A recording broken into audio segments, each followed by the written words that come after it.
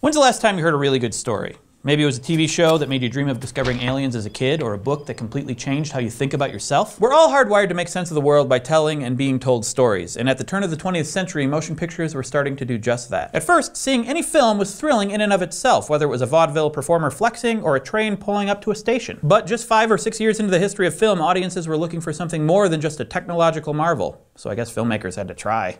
Ugh. The world was primed for artists to prove that this medium was more than just a passing fad. And along came a storyteller who would make his own magic, take us to the moon, and jumpstart the first special effects revolution. He changed what filmmakers and audiences believed was possible, both on screen and off. It was time for Georges Méliès.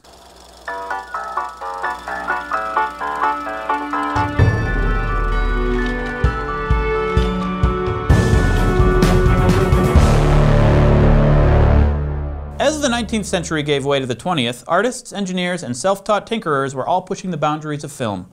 Self-taught tinkerer, my nickname in high school. Technical innovations like the Latham loop allowed filmmakers to use longer film strips in cameras without them tearing and breaking. Now they could create longer, more complex films, which facilitated the very first experiments with editing. Editing, also known as cutting, is the assembling of shots to achieve coherence, whether it's in the narrative, in space, in time, symbolically, or thematically. There are all kinds of ways to join shots together. You can use transitions like fades, wipes, or dissolves, or you can just cut straight from one shot to another, like this.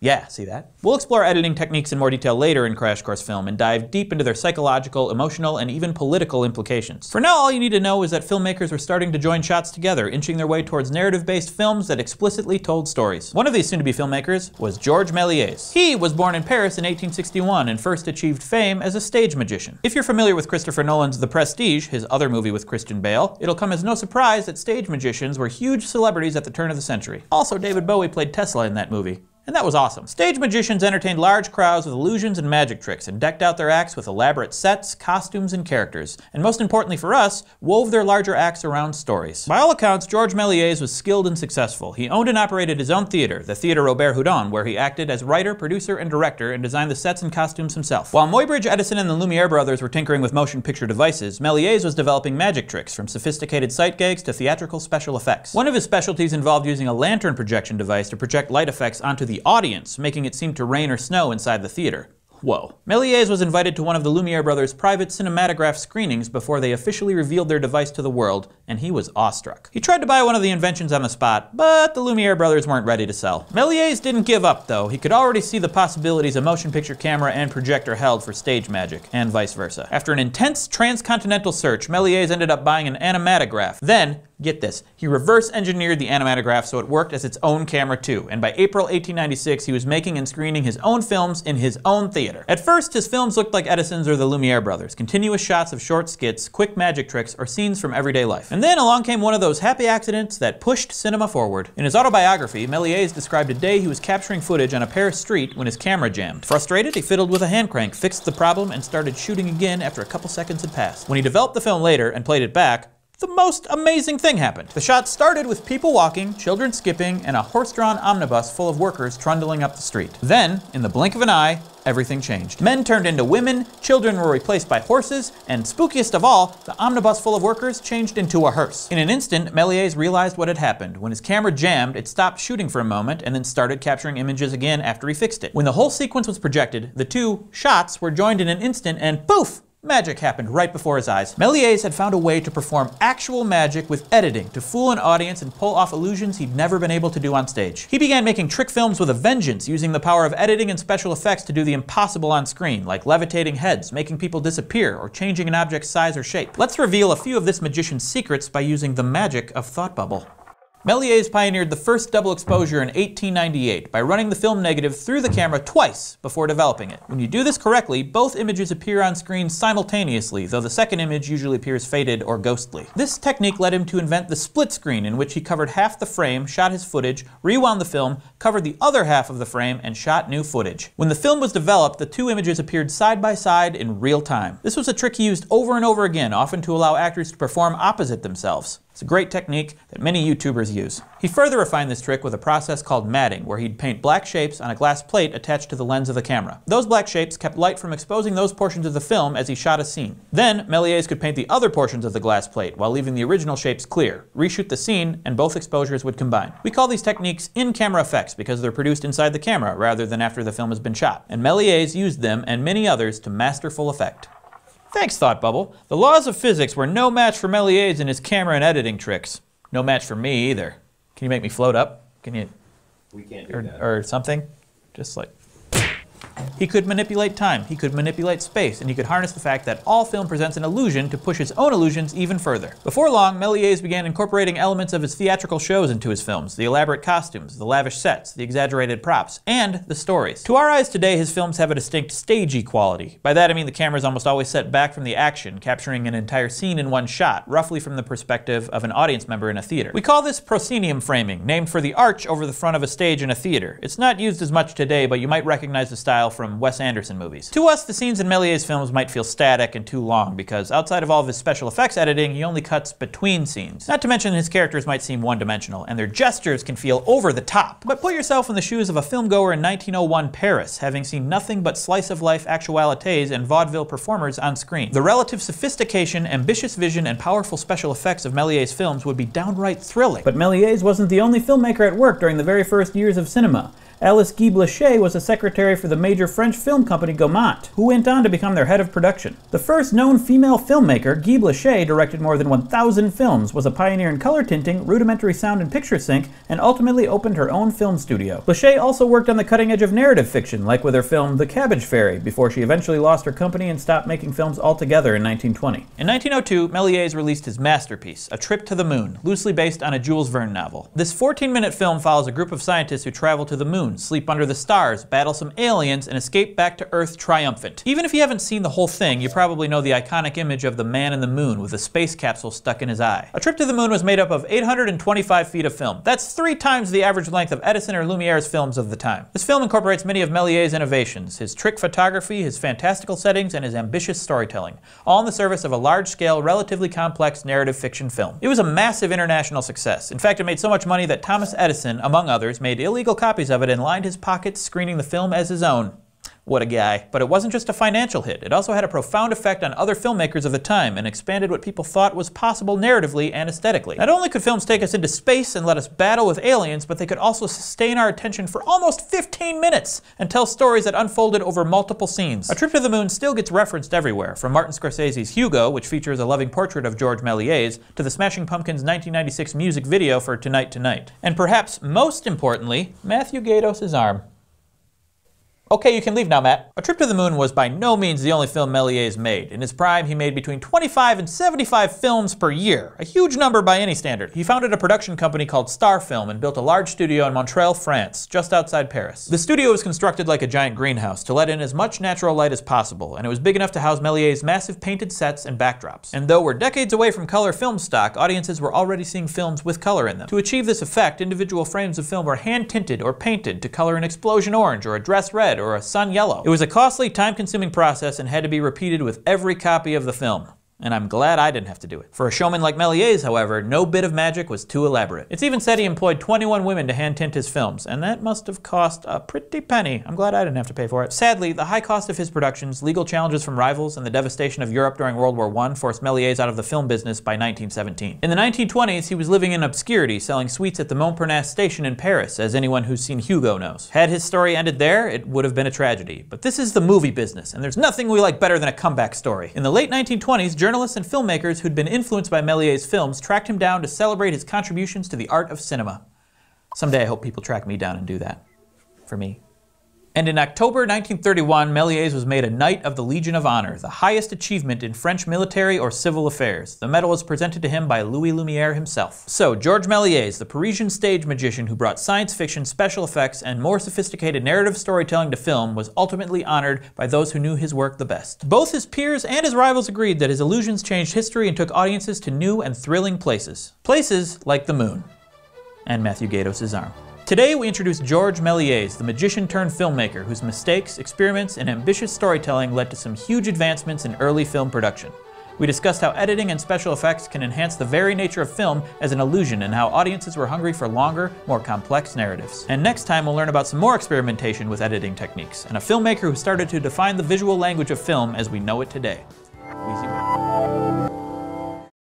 The earliest days of film are full of self-taught artists, doing lots of experimentation and stumbling across many a happy accident. And some sad accidents, probably. Nobody really knew what they were doing. They were making it up as they went, and audiences went along for the ride. At first, people were impressed by the sheer technical marvel of moving pictures. But thanks to Georges Méliès's passion for dazzling illusions and tricky editing, film began to emerge as a new medium for stories. As filmmakers started to experiment with narrative film, they began to establish a language through different editing techniques and camera movements. And with any language comes rules, things like grammar, syntax, and punctuation, which can help artists and storytellers communicate their ideas in clear and interesting ways. But before rules can be followed or broken or mastered, they have to be discovered by someone. And for film, that someone is Edwin S. Porter. And for eagle punching, that's me.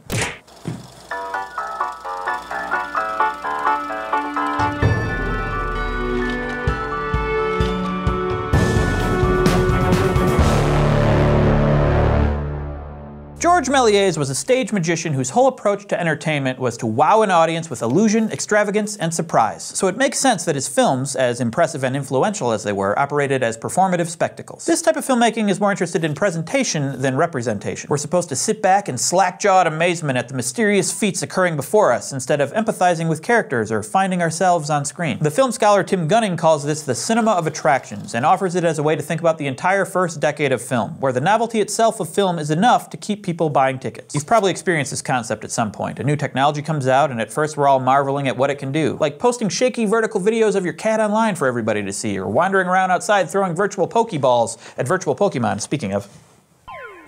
Got him! But eventually the newness wears off and people want something more. I haven't played Angry Birds in many months. That's what was happening in 1903 as mainstream films started to focus more on narratives designed to engage the viewer rather than simply astonish them. And that's exactly when Edwin S. Porter entered the filmmaking scene. Born in 1870, Porter worked as a sign painter, telegraph operator, and minor inventor before becoming a touring projectionist. He traveled from South America to Canada exhibiting films for a device called the projectorscope, one of Edison's competitors. Part of Porter's job was to assemble the various actualités and short films into longer feature programs. He picked the order, created transitions between the films, and arranged for any musical or spoken accompaniment. Now this feels like a good place to make a point about silent films, because there was no such thing. What? I mean, even in the golden age of silent film, movies were almost never shown in actual silence. We call them silent films because the technology to record synchronous sound hadn't really been invented yet. But that doesn't mean that folks gathered in theaters, church basements, or barns and watched films in pin-drop silence. Larger venues employed full orchestras, bands, or organists to accompany their films. Smaller spaces might have had a piano player or a phonograph. Or a guy who went, la la la. Probably not that, though. Some films were even released with scripts to be performed by live actors, or voiceover narration to be read along with the images. So in 1899, after his stint as a traveling exhibitor of not-so-silent films, Porter returned to New York. He eventually became the head of production at one of Edison's film studios, responsible for setting the stories, operating the cameras, directing the actors, and assembling the final films. Wore a lot of hats, that guy. This is where his time as a touring projectionist came in handy. Not only did he have a good idea what kinds of stories and techniques played well in front of an audience, but he also spent a lot of time cutting together different pieces of film. In doing this rough kind of editing, he stumbled upon a bunch of techniques and effects he would put to use in his own multi-shot films. The most influential of these is called parallel action, or cross-cutting. It's an editing technique so powerful and which occurs in so many films and TV shows today that you probably don't even think about it. Basically, parallel action is the idea that a film can cut back and forth between two or more events that are happening simultaneously within the world of a film. Even though you're seeing these scenes in sequential order, your brain understands that they're actually happening at the same time. Like, imagine two parallel lines. Each one represents the timeline of an event, and both events are occurring at the exact same time. Now, imagine slicing these two lines up and stitching a few alternating pieces together into a single new line. If I were to show you that final assembly of film, your brain would intuitively understand that these events were happening at the same time. Cool, right? The first film that we know utilized parallel action successfully was Edwin S. Porter's Life of an American Fireman, made in 1902 and inspired by Méliès's A Trip to the Moon. The story follows, spoiler alert, an American fireman who rescues his wife from a burning building. The film begins with a napping fireman dreaming about his wife and child going to bed at home. I love napping. After the fire alarm is pulled and the firemen race to the burning house, we cut inside the building to see the wife and child carried out of the smoke-filled bedroom. Then, the film cuts back outside the building and we watch the same firemen enter the same building and emerge once again with the wife and the child. Even though this innovation seems small, it contributed to film grammar in ways we still see to this day and affected what filmmakers thought was possible as they constructed their stories for the screen. Now, in 1903, Porter released his most successful film, The Great Train Robbery. Some scholars argue that The Great Train Robbery doesn't use parallel action in the same way that The Life of an American Fireman did. But I think a close reading of the film shows a sophisticated understanding of how a filmmaker can manipulate time by cutting between simultaneous scenes. In the film, a railroad engineer is knocked out and tied up by a group of bandits bent on hijacking a train. The heist plays out in a traditional linear fashion. Each scene is one uninterrupted shot after another, including a really long shot of the thieves lining up the passengers and stealing their stuff. Then, a remarkable thing happens. And I'm going to remark on it. Once the heist is complete, the film cuts back to the railroad office as a young girl discovers the unconscious engineer, revives him, and sets him free. We then cut to a group of law enforcement officers at a dance where the engineer busts in and alerts them to the heist. And finally, we cut to the criminals riding horses through the woods, being chased by the law enforcement officers. At this moment, the two time streams that were happening simultaneously, the railroad engineers and the criminals, suddenly merge. And the rest of the film plays out in another linear scene in which the officers gun down the criminals, dispensing the kind of frontier justice that would make Clint Eastwood proud. Contemporary films use cross-cutting all the time. Take the final sequence from The Godfather, for example. 70s, but contemporary. In it, director Francis Ford Coppola cuts back and forth between the baptism of Michael Corleone's godson and the slaughter of his enemies. Church to bloodbath, and back again. Fun. This kind of parallel action not only shows us events that are happening simultaneously, but also connects them thematically and symbolically. Michael is consolidating his power as head of the major crime family through both violent and peaceful means, in ceremonies both sacred and profane, juxtaposing life and death. Not every use of parallel action is as profound as that, though. Comic book blockbusters like The Dark Knight or Captain America: The Winter Soldier cross-cut during action sequences to heighten tension, while thrillers like The Fugitive and The Silence of the Lambs juxtapose the pursuer and the pursued. And every romantic comedy that ends with a race to the airport cuts back and forth between the would-be sweethearts, daring us to consider the possibility that they won't live happily ever after. All of that starts with Edwin S. Porter and his experiments with parallel action. Porter was responsible for a few other innovations in The Great Train Robbery that made it one of the most influential movies of the early silent era. Before The Great Train Robbery, most films consisted of static shots. The camera was set up, someone turned the crank, and the scene played out before the lens. Porter was among the first filmmakers to begin moving the camera during the shot, and that's how we got the pan and the tilt. A pan occurs when the camera is turned left or right on a horizontal axis from a fixed point, like the top of a tripod. And a tilt happens when the camera is moved up or down on a vertical axis from a fixed point. Porter used both in The Great Train Robbery, including one remarkable pan as the escaping criminals hop over the stream and scurry through the trees. The camera pans left with them to discover horses, their means of escape. The film and the filmmaker are playing a trick on us. They know more than we do, and Porter is revealing narrative information in a camera move instead of just showing us everything. He's using the camera to tell the story. Amazing! Here's another chance to put yourself in the shoes of an audience member, one who's only seen films where the camera never moved and all the story information was right there in the shot. Then imagine seeing a film where that information was withheld and given to you piece by piece, keeping you on your toes. You're suddenly watching an exponentially more sophisticated film. Lucky you. Not to mention the last shot of The Great Train Robbery was unique in its own right. It's a medium close-up of one of the bandits, much closer than any shot we've seen so far, and he's looking directly at us. He raises his pistol, aims at the camera, at us, and fires. The size, scale, and direct gaze of this shot was startling at the time and influential enough that Martin Scorsese stole it for a key moment in Goodfellas. And if it's good enough for Marty, it must be pretty good. Marty, if you're watching, can I call you Marty? Let me know in the comments. No single filmmaker did as much to shape narrative film grammar in the first decade of motion pictures as Edwin S. Porter. He uncovered a series of tools and techniques, the first rules of narrative film language that subsequent directors would use, modify, and expand upon for decades to come. Prior to The Life of the American Fireman and The Great Train Robbery, films were almost all constructed in a strictly linear fashion. Complete scene followed by complete scene. Boring! But after Porter, filmmakers became more adept at telling stories, using shots and cuts to engage the audience and keep them coming back for more. And in many ways, film has never looked back. Today we learned about Edwin S. Porter, whose experiments with editing helped establish the language of narrative film and expanded the horizon of what filmmakers thought was possible. We introduced the idea of cross-cutting and how our brains can understand when a film cuts between simultaneous events. Then we discussed how Porter innovated even more storytelling tools, like moving the camera in pans and tilts. And now that the foundation has been laid, next time we'll talk about even more developments in film language and the emergence of the feature film.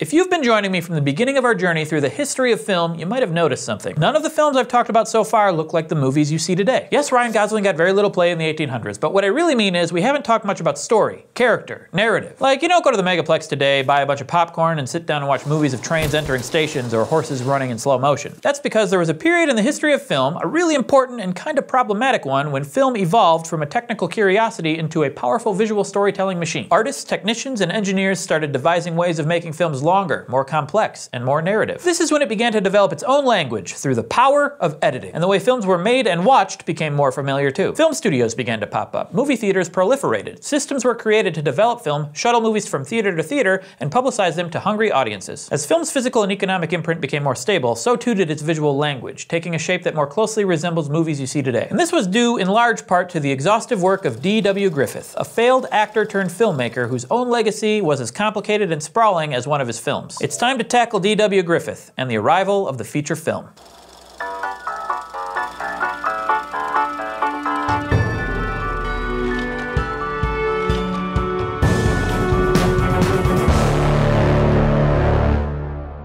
As the film industry took root, that whole system began to take a shape that's recognizable to us modern moviegoers. First, there's the studio. When an entertainment company grows big enough to have its own production facilities, from offices and sound stages to props, costumes, and editing rooms, we call it a studio. The studio is where the films are made by the production company. Second is the distributor. Its job is to market the movie to its audience, book the films onto screens, and then deliver them to the theaters. So the distributor actually gets the films out into the world. Thank you, distributor. I like watching movies. Finally, we have the exhibitor. This is the company that actually provides the film to the audience. Movie theaters and big theater chains are exhibitors, as are streaming services and DVD rental companies. In the first few decades of film production in the US, many of these companies were vertically integrated. That means that the studio owned the production company, and the distribution company, and even the exhibition company. While this made a lot of sense for the owners of the studios to be able to control the process from production to exhibition, it would eventually be ruled a monopoly. At that point, the studios would be forced to break off their distribution and exhibition businesses and open the field to competition. But that came later. In the early days, from about 1907 to 1913, the major film studios had tremendous power.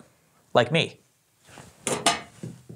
Eager to please a growing and ravenous audience, these studios looked to the success that manufacturers like Henry Ford were having with mass production and tried to make films in a kind of assembly line process. Write the film, shoot the film, edit the film, distribute the film, screen the film, and repeat, as fast as possible and as often as possible. That's how you make art. It was about quantity, not quality. If the movies were good, that was cool, but it wasn't the goal. Experimentation of any kind was discouraged. Time was money. The standard length of these films was about 10 to 16 minutes, or one reel of film. The creative name they came up with for these films? One-reelers. But despite the flattening out of quality, this was a period of astronomical growth for the film industry, in the US and Western Europe in particular. Demand was through the roof, and filmmakers were working overtime trying to meet it. They were also stealing. Copyright law was still in its infancy, and as with books prior to 1893, most films were considered to be in the public domain. This meant that prints could be stolen and duplicated without legal consequences. It was kind of like the Wild West, and it can be as confusing to make sense of as it was to live through.